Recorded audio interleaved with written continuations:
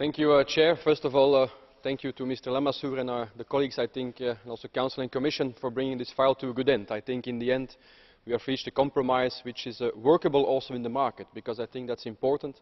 The Capital Markets Union, which we are talking about today and also in the next coming weeks, I think is all about creating diversity, both for investors and companies who are in need of finance. And I think today we've give them a piece of the puzzle where we say, look, for investors, especially institutional investors, we can create a fund, you have a label here, which allows you to invest on the long term.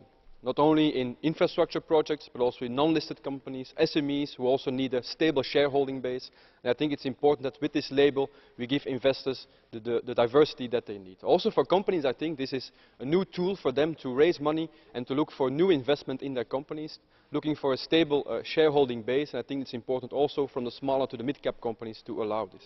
But of course the work is not done. The proof of the pudding is in the eating.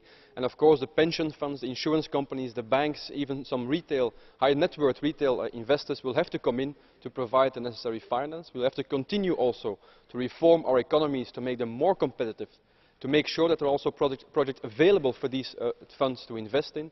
And lastly, I think it's also important that we continue on the road to make sure that the whole capital markets union gets a more solid base. This can only work in a well-functioning capital markets where also there's a level playing field on tax, on insolvency law and other things. And I think Commissioner Hill has put a proposal forward and will work in the coming weeks and months to make this happen. So I hope that what we have created here, this European Long-Term Investment Fund, this label, will attract the necessary people to look on the longer term and also give more financing options and more diversity in our economy, because I think that's what we need: more investment, more growth, and ultimately also more jobs and well-being for the people in Europe. Thank you very much.